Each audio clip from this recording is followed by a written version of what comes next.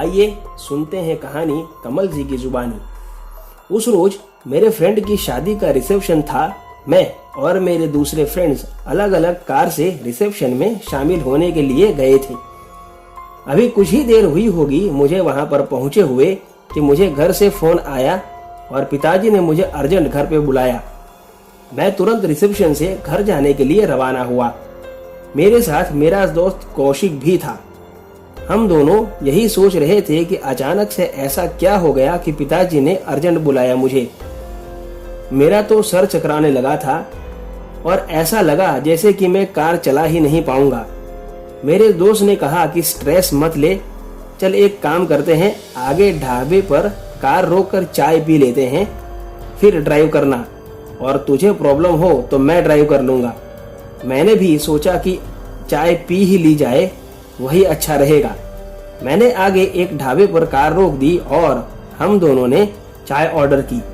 तभी पिताजी का वापस फोन आया कि अब चिंता की बात नहीं है बेटा, तुम्हारी मम्मी की तबीयत ठीक नहीं थी इसलिए जल्दी बुलाया था, लेकिन अब तबीयत ठीक है, थोड़ा शुगर डाउन हो गया था लेकिन अब सब नॉर्मल है। मैंने कहा कि पापा अब मैं निकल चुका हूँ तो अब मैं घर ही आ जाता हूँ, वापिस नहीं जाऊंगा। तब मैं थोड़ा रिलैक्स हो गया था और चाय पी के हम जैसे ही आगे बढ़ने लगे कि कार अचानक से बंद हो गई। मैंने सोचा कि शायद इंजन में कचरा तो नहीं भर गया।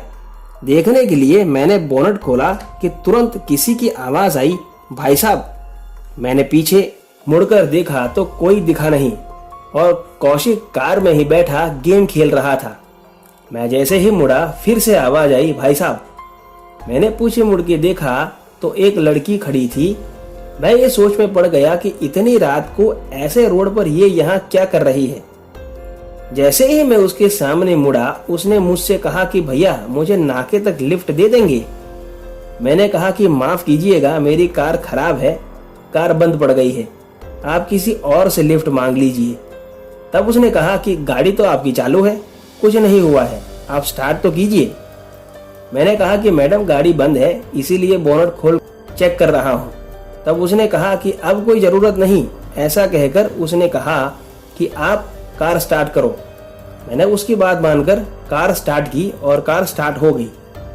कौशिक पीछे बैठकर गेम खेल रहा था और वो मेरी बगल की सीट पर आकर के बैठ गई। मैंने कार शुरू कर दी। रास्ते भर ना उसने मुझसे कुछ कहा ना मैंने उससे कुछ पूछा। कुछ दूर आगे जाकर उसने कहा कि बस यही कार रोक दो, मेरा घर आ गया है। तो मैंने कार रोक दी।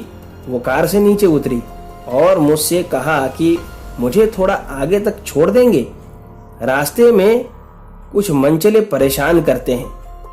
मैंने कहा कि ठीक है और मैं कार से उतरकर उसके साथ जाने लगा। कुछ ही आगे गए होंगे कि उसकी चाल देखकर मेरे होश उड़ गए, क्योंकि वो जमीन से कुछ ऊपर चल रही थी। और तब मेरी नजर उसके चेहरे पर गई। वो अचानक मेरे सामने मुड़ी तो वो एक भयानक रूप ले चुकी थी। वो पिशाचनी मेरा हाथ पकड़कर मुझे खींच के ले जाने लगी। तभी उसी वक्त कौशिक तेज कार चलाता हुआ आया और उसने उस औरत को तेज टक्कर मारी। जैसे ही मेरा हाथ उससे छूटा मैं तुरंत कार में जाकर के बैठ गया और कौशिक ने कार तेज भगा दी वहां से।